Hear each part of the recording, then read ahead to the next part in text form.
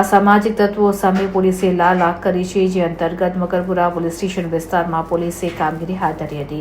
ઘાઘરેટિયા વિસ્તારમાં વિપુલ પંચાલ કરીને જે બુટલેગર છે તેની વિરુદ્ધમાં 11 જેટલા ગુના નોંધાયેલા છે. આરોપીએ મકાનનો વેરો ભરેલો ન હોવાથી તેને સીલ મારવામાં આવ્યો હતો. આ કામગીરી કોર્પોરેશનના માણસોને સાથે રાખીને કરવામાં આવી હતી. આ સિવાય ઘાઘરેટિયા વિસ્તારમાં એક ગોવિંદ સિકલેગર કરીને વ્યક્તિ છે, જે વોન્ટેડ છે. તેની વિરુદ્ધમાં 3 ગુના નોંધાયેલા છે. તેના મકાનનો પણ વેરો ભરેલો નથી અને ગેરકાયદેસર મકાન બનાવવામાં આવ્યું છે. તેને તોડવાની કાર્યવાહી હાથ ધરવામાં આવી હતી. કામગીરીમાં કોર્પોરેશન જીએબી પણ સામેલ હતી. તેમની પાસેથી પણ યોગ્ય પુરાવા લઈ કાયદાકીય રીતે કાર્યવાહી કરવામાં આવી હતી અને અન્ય સ્થળોએ પણ કાયદાકીય રીતે યોગ્ય કાર્યવાહી કરાશે તેમ ડીસીપી અભિષેક ગુપ્તાએ માહિતી આપી હતી. આજે ઝોન 3 વિસ્તારના મકરપુરા પોલીસ સ્ટેશનના સૌથી પહેલા તરસાલી બ્રિજની નીચે આવેલો જે વિસ્તાર છે, ત્યાં ધર્મેન્દ્ર ઉર્ફે શંભુ કરીને જે આરોપી છે, જેના વિરુદ્ધમાં 7 પ્રોહિબિશનના ગુના છે, એક શરીર સંબંધી ગુના છે અને 2 વખત તેની પાસે થઈ રહેલી છે. તેનું મકાન, તેની 4 અલગ અલગ ઝૂંપડીઓ તોડી પાડવામાં આવી છે.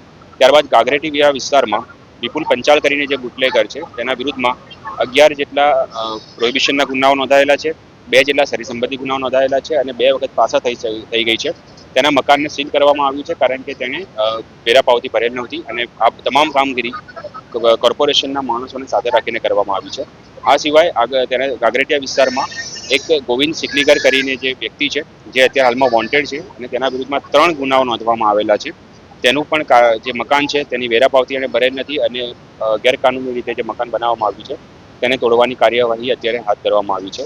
આ તમામ કાર્યવાહીમાં કોર્પોરેશનના માણસો અને જીઈબીને પણ સંડો સાથે રાખીને ધ્યાન દોરીને તેમની પાસેથી પણ યોગ્ય પુરાવા લઈને કાનૂની રીતે જેટલું પણ કરી શકે તે કાર્યવાહી પોલીસ દ્વારા કરવામાં આવી છે. અત્યારે આ કામગીરી ચાલુ જ છે. તમામ પોલીસ સ્ટેશનથી આ યાદી તૈયાર કરવામાં આવી રહી છે અને જેમ જેમ યોગ્ય પુરાવા સામે આવશે, કોર્પોરેશન પાસેથી પણ અમે પુરાવા એકઠા કરી રહ્યા છીએ, જીઈબી પાસેથી પુરાવા એકઠા કરી રહ્યા છીએ અને પોલીસ પાસે અન્ય જે પુરાવા છે તેના આધારે અમે લિસ્ટ બનાવી રહ્યા છીએ. તેના આધારે અમે આગળ જેટલી પણ કાનૂની રીતે જેટલી પણ અમે કરી શકીશું તે રીતે યોગ્ય કાર્યવાહી કરીશું અને એમાં કોઈ પણ અન્ય વ્યક્તિને કોઈ તકલીફ ન પડે તેનું પણ પોલીસ તરફથી અને કોર્પોરેશન તરફથી ધ્યાન આપવામાં આવી રહ્યું છે.